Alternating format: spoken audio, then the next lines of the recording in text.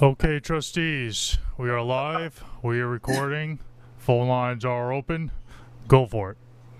Okay, welcome everybody to the meeting of the East Hampton Town Trustees of October 24th, 2022. And I'd like to open with the Pledge of Allegiance.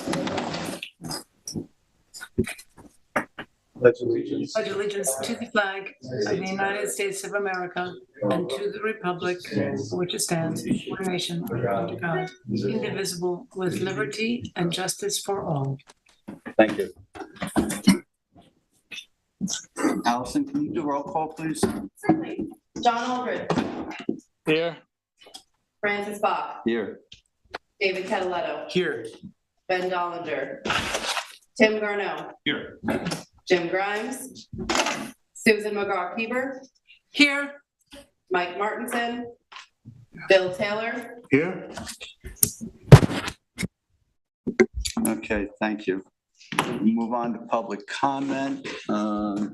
We have Dylan Cashin here to talk about a kelp line project she's proposing.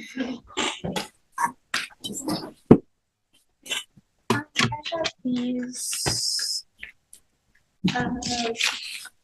Thanks for coming. No problem. Sure. Thank you. Can you introduce yourself, please? Yeah. Hi, I'm Dylan Cashin. I'm a junior at East Hampton High School. And I previously contacted the trustees, but I thought it'd be nice if I just came in and introduced myself and my project and everything. So I'm in the Methods and Research program, which is a 3-year course with experiment and a study on a certain topic. And mine is looking into kelp in biofuel production. And I'm looking at how different water qualities and characteristics affect kelp growth for biofuel production. And I've been previously working with Stony Brook University and Barley Dunn and doing lines with them in the winter. But I'm here to ask for permission to put a kelp line over by where I live in Lazy Point, by the boat ramp for my project. The line would be sugar kelp, which is local to our waters here, and it's a non-invasive species. It actually has a bunch of benefits to growing, like improving water quality, creating habitats, and buffering ocean acidity. It would be really close from offshore, so I could go and check on it a couple times a week with waders, so obviously not that deep. But it would be a temporary line about like 5 months, from January to around May. Ideally before Memorial Day because of boats and everything, but the line would be around 20 feet long, and have buoys at each end for boats to see passing by. And obviously be just for research, but yeah. Yeah. Okay. Are you concerned with the current that runs through there? Kelp it's a really kind of like durable species, so I think it would be fine. It's also would be interesting just to test different conditions too. Like that would be interesting. I think the spot you picked here is a really busy area with boats and stuff. And I think if you put it on the other side of the ramp, and a little further to the east, it would make all the difference in the world as far as being messed up, because that spot right now has a boat and a bunch of trap stakes piled, left in it. And that's a place that's fairly heavily used sometimes. But if you just go to the east of the ramp, I think you'll get the same water conditions. You can keep it right out here, any place over here. Yeah, definitely. Yeah. Yeah, that's perfect. Yeah. Not too far. Perfect. Yeah, awesome. Like any place. Everything gets launched. But basically with the trucks and stuff. Right. I mean, somebody occasionally might put a boat on the east side, but it's really rare. We have votes January on through that. May. Mid, but You not know, January. it's just that right now there's a bunch of trap stakes.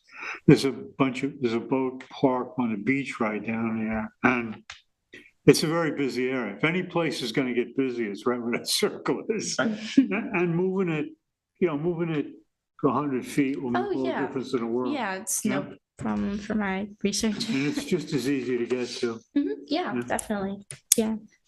I love that you're doing this, and thank you so much for coming in to present in person. Yeah. I appreciate it, and I know that all of us do. It's exciting and sounds great. Has Barley seen your spot? Because you said you have worked with him. Yeah, so I was talking to him previously about it, and he said anywhere off the boat ramp would probably be. He was actually the one that gave me the idea, just so I could do some like independent research too. But yeah, he was actually the one that gave me the idea. Okay, great. That sounds good. You guys are all coordinating, which is good. Yeah. You have to, yeah. Did you help with the Acabonic kelp? I was actually just I was in the program last year, and that article in the newspaper was actually what got me interested in kelp in the first place. Yeah. But yeah. Yeah, Barley had some results from some of the places he's put them, so Mhm. you Oh, might yeah. want to find out what was, because a couple places didn't work, one place worked. You might want to talk to him about water depths and stuff like that, as to what worked. And you're gonna try and have these things marked fairly well so nobody runs into them by accident. Definitely. It sounds great. Yeah, awesome. Thank you. Anybody else have questions? Yeah, I'd just like to say something. I corresponded a little bit with Dylan and with Barley kind of independently about Dylan's request here. And I think maybe Dylan and Barley should get together and go over this and talk about some of the permit ramifications that might crop up for this site. There may be some, there may not be some, but I think they kind of have to be explored first before we know that other agencies will permit this. What about this board, John? You think? I mean, look, if it were me, I'd say, yeah, I think this is a good spot for trying to grow kelp, and we could probably find a spot near where the Shellfish Hatchery moors its boats that wouldn't be in the way of other moorings on that side of the ramp.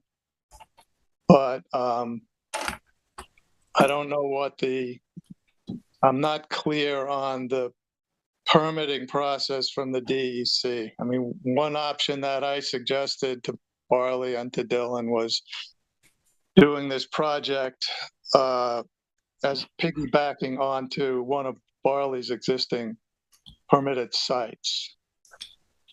But maybe there would have to be some better understanding of whether or not this would cause a problem if we just permitted it and somebody just went ahead and did it with the DC. Mm-hmm. Okay. We don't give Barley permits, though, do we? Yes, we did. We get Barley permits for his kelp strings. Okay.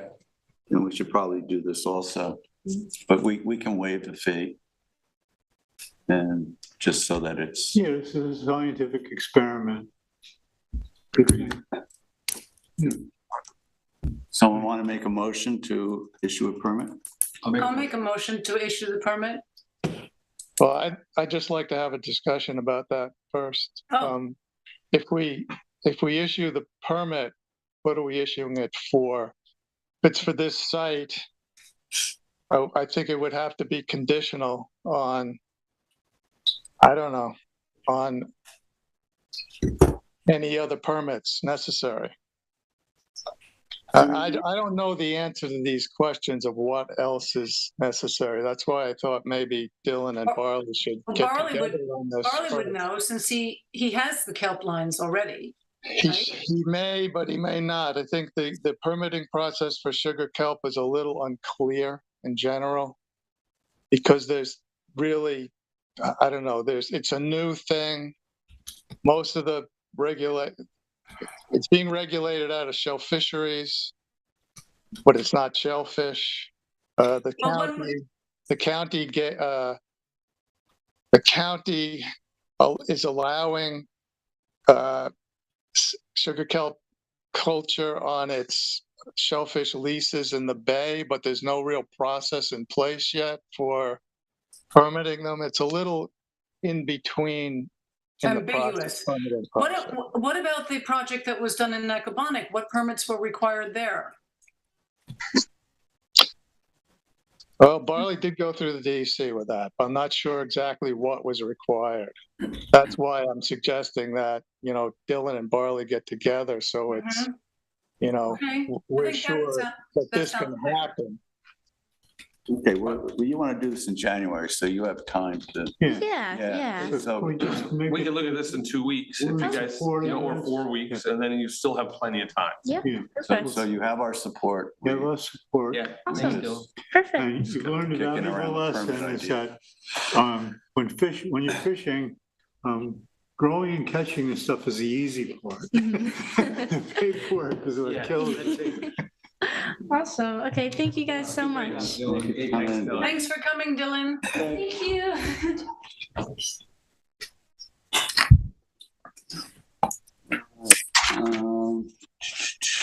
So move on to new business. Just for the record, you have 0 calls on the line. Okay, thank you. Permit language additions. Should the following be added to all permits? The granting of this permit does not obviate the need to obtain all other applicable permits, licenses, authorizations, or approvals required by other agencies.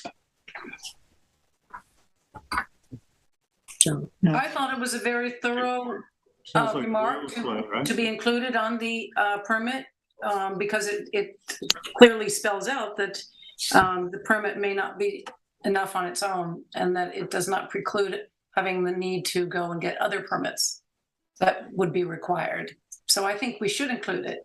That sounds good to me. There's language in the permits, but this just might be more inclusive. What brought this up? I missed it. I brought this up to Al. Alice and I talked about this last week. My Hey, Mike. my concern or my thought was, I felt as though in our permits, we should be making clear that conditions set by other permits had to be followed, so that somebody didn't just take our permit, which might not have conditions imposed by another permit, and just say, well, the trustees said I could do it. And I thought maybe the addition of some language like this would make it a little bit clearer to people that our permit doesn't mean that conditions in other permits can be superseded by our lack of those conditions or something like that. Yeah, I thought we already had language in the permit as well that basically says that the permittee is required to get all other municipal permits.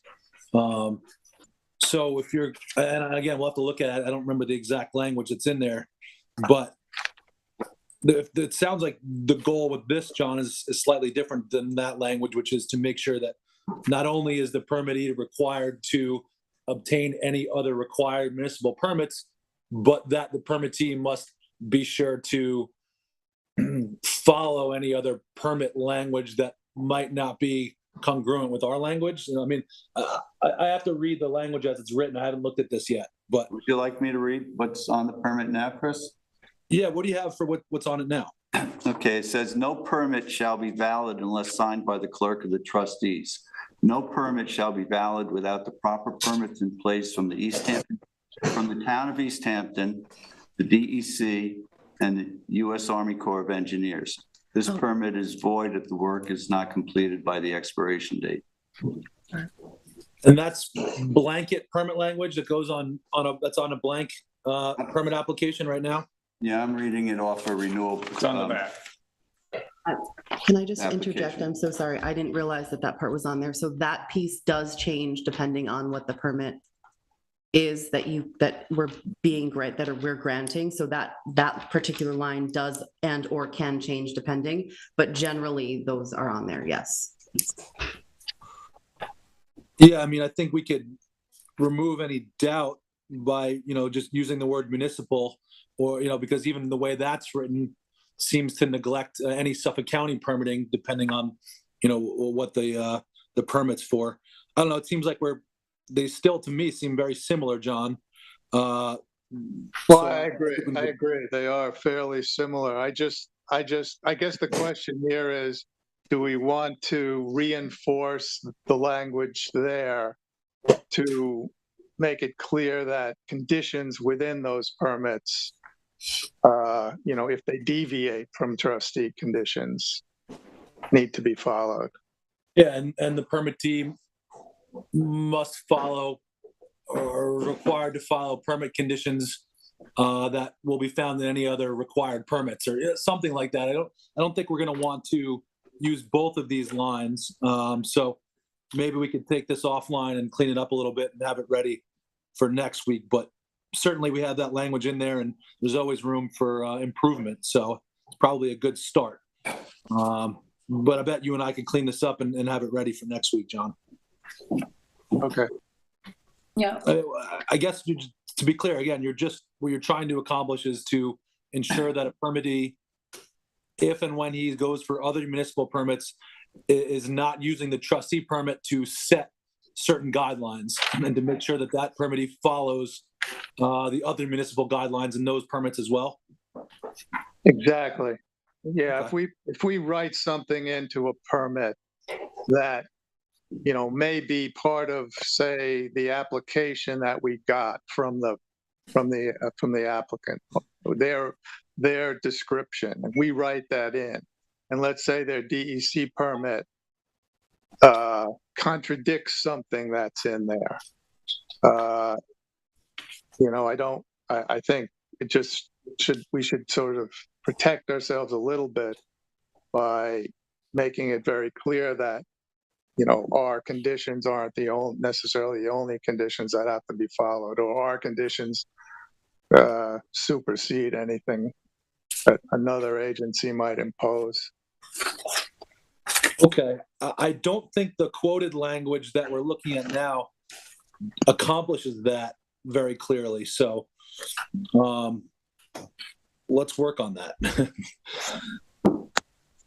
And I'm happy to assist. But yeah, I don't think the way it's written now, the new language is going to accomplish that goal very clearly. Okay. All right, move on to anything else, John? No. Okay, so we'll move on to old business. And I want to state that Mike Martinson has arrived. We now have a quorum at the table. Chris? Okay, thank you.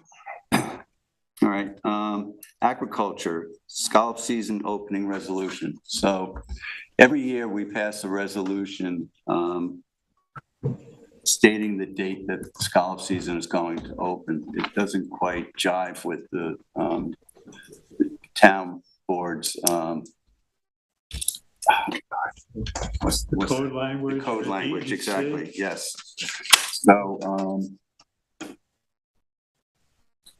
So we need to read this off and vote on it. Well, wait, just before we do that, let me just say that the resolution as written, the dates in the resolution indicate a 2-week lag between the state opening and the town opening. I think we should decide now if we're comfortable with a 2-week lag, or if we'd rather make it a 1-week lag. We had a little bit of a discussion at the last meeting about this. Yeah. The last year we gave it a 1-week lag. Tim Treadwell is more comfortable with the 1-week lag because it's less of a potential poaching window for town scallops. We didn't have any reports on scallops availability or what was in, what kind of a crop there was out there this year. I've sort of heard from a couple of people that the bay doesn't seem to be very productive. There may be some scallops in town waters, however. So I think we should decide now, before we read this resolution, if we want to go with 1 week or 2 weeks, and then just read the appropriate date. If we go with 1 week, is there enough lag time to post? Yes. Okay. I would also recommend that we consider making it the 1 week lag, as is a usual year. I don't see anything special about this year out there as far as production goes. So why change it? Let's leave it at the 1 week following the state opening, if you guys are okay with that. Yeah, it's 6 days, actually. Sunday would be, yep. Does that work for you, Francis? The state opens, what, on a Monday? We open on a Sunday. It's going to change it. I'm good with that. I'm good with that. So that would just change anything October 20th to October 13th. November, sorry. November 20th to November 13th.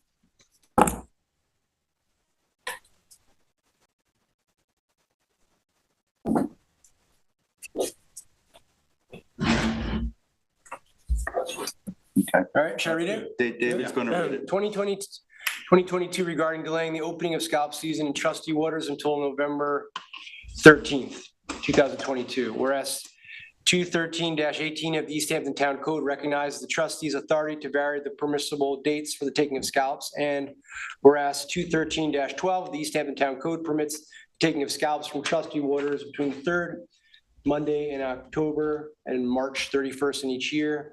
And whereas for the year 2022, the state has set the opening of scallop season in state waters as of November 7th, 2022. And whereas trustee waters have traditionally been open for scalloping shortly after the opening of state waters. Now, therefore, be it resolved that despite the provisions of 213-12 of the East Hampton Town Code, scallops may not be taken from trustee waters between 12:01 a.m. on Monday, October 17th, 2022, and before sunrise on Sunday, November 13th, 2022. Instead, the 2022 season for taking of scallops from trustee waters shall begin at sunrise on Sunday, November 13th, 2022, and end at sunset on March 31st, 2022, and be it further. March 2023.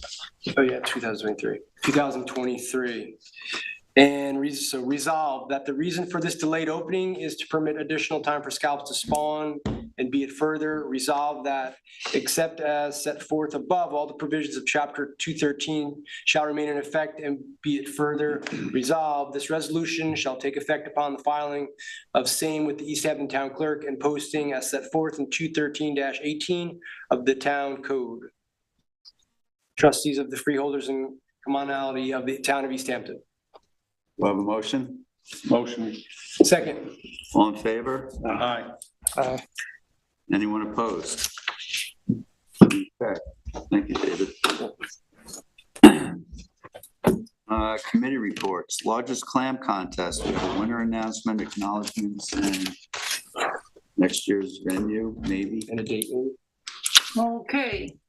I wanted to announce this during our meeting so that the public has the information, and it's always nice to thank people for doing a good job. So let me begin with my committee and thank David Cataletto and Ben Dollinger for their hands, and also, of course, Allison Flenius, who is with us every 7 days a week almost. Without her, we could not have pulled this together. So thank you so much, Allison, for everything that you've done. The largest clam contest, as you know, had to be divided into two different episodes, if you will. One was the original clam contest on Sunday, That was October 9th. And because the DEC had closed the harbors, meaning 3 Mile, Accabonac, and Hog Creek, we could not accept any clams from those waters until 2 weeks had passed. So at the actual clam contest, we had I'll start with the juniors because they were so cute. The junior winners were from Lake Montauk. We had Davis Tobin who won, and Davis's clam was 1 pound, 4 ounces. And his sister, she got hers from Napeague, and that is Elle Tobin, and her weight of the clam was 1 pound, 71 ounces. So congratulations to our junior winners. Going back to the adult winners, we had 3 Mile Harbor, James Sullivan, who had a clam of 1 pound, 2 ounces, 0.2 ounces, and Susan Seslow found her winning clam in Napeague Harbor at 2 pounds, 7.1 ounce. We had no entries from Hog Creek for adults, and we had 1 adult winner from Accabonac, Jill Donnenfeld, and her clam was 1 pound and 4 ounces. So congratulations to all of you. If you have not already come down, I did call everybody and let them know that their clam baskets and their prizes are waiting for you at the office, which is 267 Bluff Road on the corner of Atlantic Avenue and Bluff Road. So congratulations to you. And I want to thank the people who helped us, and especially the East Hampton High School students. Thank you so very much to Aubrey Peterson, to the guidance counselors, to Allison and her niece, who we probably had about 25, I'm going to say 25 high school students, and they will all receive, and middle school students, they'll receive a community volunteer certificate from us so that they can use that going forward for their applications for college or wherever they are headed, that they would need that. So for this year, our volunteers include Chef Paul Roman, who made us Mrs. Roman's bonnet clam chowder and clam pies, Marie Valente of the Multi-Systems Aquaculture, aka the Fish Farm. She donated as well her clam pies, but she was also a judge for us this year on the clam chowder contest. Florence Fabricant, who's the New York Times wine and food critic, she was there as our clam chowder contest judge. Sarah Davison, who's the executive director of Friends of Georgia Pond Foundation, thank you very much for being our third judge. My dear Southampton Town trustee friend, Ann Wilker, thank you so much for showing up all the way from Southampton to help out on our special day. And then we have, of course, the husband and wife of the trustees. So thank you very much, Paul Kieber, and thank you very much, Barbara Bach. The East Hampton High School student volunteers names are Dakota Quackenbush, Dayton McClear, Delaney Beavers, Isaac Rodriguez, Kate McMillan, Lila Wilson, and Riley Miles. Thanks so much. The vendors this time around were Kimberly Asparian, Clint A. Bennett, and Clint H. Bennett of Bennett Shellfish, Billy Bertha of Kimmy Cakes, which is part of Bennett Shellfish. He made our I think we had 8 clam pies that were gone in no time at all. The Lynn Blue Band, we appreciate all their entertainment, and thanks so much, Lynn, for always getting people up to dance. Wesley Peterson and Doug Davidson, Montauk Seafood, they supplied the clams this year. Mrs. Sam's Bait and Tackle, we had gifts and prizes from you, so thank you so very much. Kelly Pacini from the Clam Bar made us our clam chowder, the New England clam chowder, 14 gallons of it. And Mike Martinson, you went to pick that up for us. Thanks so much. Jen Woodison of Liquid Imagination for face painting. She was with us last year, and that's always a fun thing for the kids. Jimmy of Mr. Softy, he's normally down at the Atlantic Beach, and he came on up with his truck to be there for ice cream. Special thank you to Tim Garneau for the grilling of food. If you're not a clam person and you're not a clam chowder person, Tim was there with hot dogs and chicken nuggets and all sorts of goodies. So thank you so much, Tim, for that. I think you need to come back next year. Sounds good. Let's see, who else? We have Balsam Farms. They brought us beautiful Balsam Farms, Alex, Balsam, and Ian. We got watermelons that they donated to us, and watermelons and Apples. There were apples from somebody. apples, tons of apples. Yes, thank you to Balsam Farms. And the East Hampton Star, we had Christopher Walsh come, and we had Carol Bromley of 27 East Hampton Press. They covered the event. We also had LTV covering the event. David Cataletto was on camera with roaming around and looking to see how people were enjoying themselves. We also had the East Hampton Classic Boat Society come with their beautiful rowboat this season that you can, I believe, up until December 18th, is it? You can buy lottery tickets and see if you're the lucky winner. I know this year I will win. Yes. Donors, John Barley Dunn of the East Hampton Shellfish Hatchery came with a great layout this year. I must say, I loved all the marine species that were floating and live, roaming around. And he also brought some seedling for clams, Mercenaria, is that correct, John? Am I saying that properly? Anyway, so I think it was Janice Badkin who came the closest, so she was the winner of that contest. You had to guess how many seedlings were in that jar. Strictly Surf Shop, Monty Montenegro and Amagansett gave us gifts. Adam Marr, Surf. We really appreciate that. Michael Sinkhu gave us from Amagansett Wines and Spirits several bottles of wine. East Hampton Auto, that was from Katie Aldred and family, gave gift certificates. We had Tony's Meat Market from Montauk. Hooked, which is the restaurant in Montauk. And I believe that was Mike Martinson. You did that for us. Michael D'Angelo, Emporium True Hardware, Sag Harbor. Thanks so much, Tim Garneau. You picked up some fishing rods from them. And let's see, I think, on the back. Sarah Chapman and Friends of Georgica Pond Foundation, thank you so very much for a gift certificate to the Parrot for two, I think, because it was a very nice gift certificate. The Seed Center, Charlie Aldred of East Hampton. And then we have Philo Sofit, Ari Weller. Am I pronouncing that correctly, John? We had gifts from that business. Domain Freni, what? Philosophy. Oh, thank you. Thank you. Philosophy. Okay. The Harvest Restaurant. We had wine from Jacques Freni, who was very generous, and we had the Harvest Restaurant as gift certificate, the Corner Store, Jennifer Hagan and her family, thank you so much. One Stop Market in East Hampton, and the Viking, we had a gift certificate from the Viking in Montauk, Paul Forsberg, Orla Revel, and Jill Winkleman. WLNG for our public service announcement that David recorded for us, did a great job. And Fort Pond Native Plants, two wonderful gift certificates, care of Jim Grimes, our deputy clerk, and Tim and Courtney, as I said, for the grilling, David Cataletto, the kayak tour for 6 people for 2 hours. Thank you very much, David, for that lesson. And I donated the cookbook from LVIS with Florence Fabricant, and aprons for all of our chefs and participating vendors. So that is that, and I think that's it. I just want to say that we had a really wonderful day, and we had great weather. And as soon as LTV edits and puts something together, I'm sure they will let us know, and we'll see it on YouTube.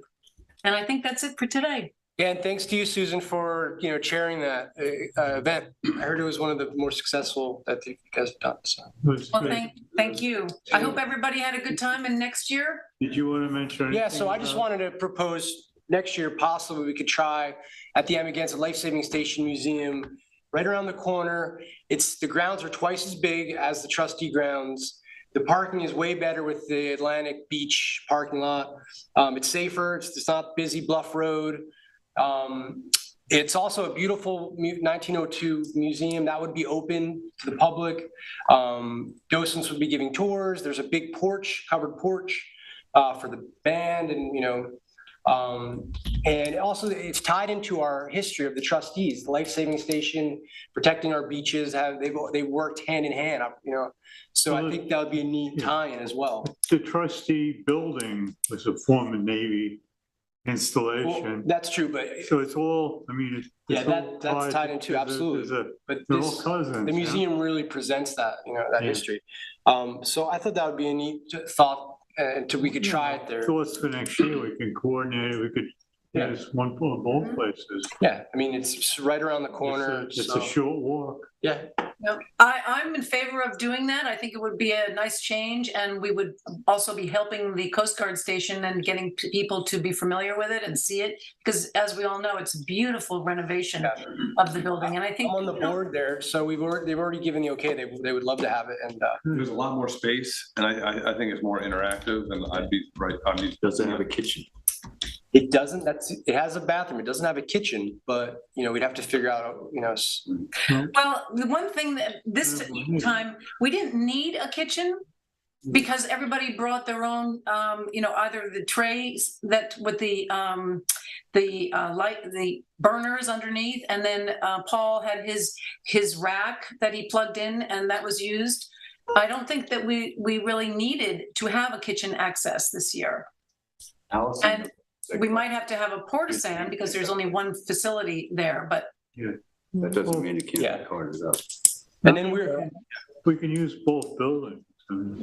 I think this is a great idea as well. I mean, originally the giant clam contest was held in different venues. The original ones were at the Shellfish Hatchery in Montauk. I know there was some at the Fisherman's Fair in Springs. So I think it's a good,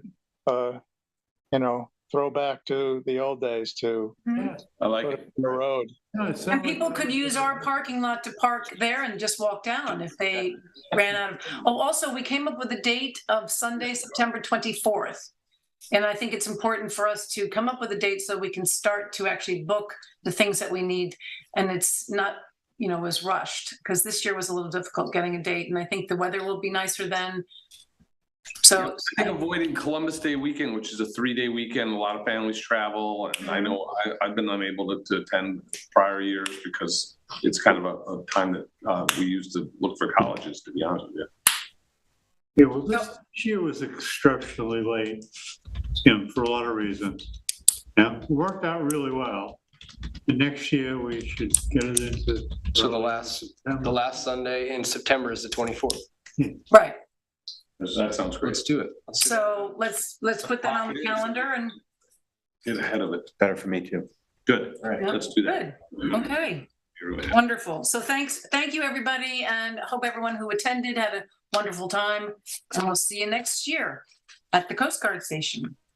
Okay, thank you, Susan. Thanks. You're welcome. Excuse me. Does anybody have any announcements they want to add? Oh, I would just like to bring up just one thing, John and I think Jim was invited. I don't know anybody else on the board, but we did attend last week by Zoom the Proconic Estuary Partnership meeting that Joyce Novak and Valerie and I think it's the new person's name. Barry Volson. I'm sorry. Barry Volson. So we had a meeting just to open the door to the discussion of Napeague being dredged, and she wanted to get some feedback from people. I think there was someone from the wildlife, state wildlife. DEC representatives and Department of State representatives. Fish and Wildlife, I think, was there as well. Yes. So it was just an opening dialogue to see where we need to go and start. So I just wanted to bring that up and let you know that is the beginning of hopefully we can try to move this along. I think that we're going to schedule another meeting in about 2 months, right? Right. Oh, Bill, you were there. Yeah. Yep. Sorry. And Francis was there as well. Francis was there? Okay. Short-term memory for me. Sorry. Yeah, so it was a preliminary meeting just to sort of get the ball rolling. Mm-hmm. So it's moving. Yep. Anything else? Anybody? All right. Administrative, payment of the bills. We have Staples, $74.99 for office supplies. East Hampton Star, $326 for clam contest ads. East Hampton Marina, $995.91 for winterization of pump out boat. Do you have a motion to pay the bills? I'll make a motion, but I have a question. Is the winterization of pump out boat, is that for all three? That's one. One. Just one? Yes. Okay, thank you. Second? All in favor? Aye. All right. Sure. Anybody else? No. Matt, is there anybody on the phone? You have 0 callers. Thank you. All right. We have no minutes to review at the moment, and asking on report of the clerk. Does anybody have anything they want to add before we? No. Do I have a motion to close? Motion to close? Second. In favor? Aye.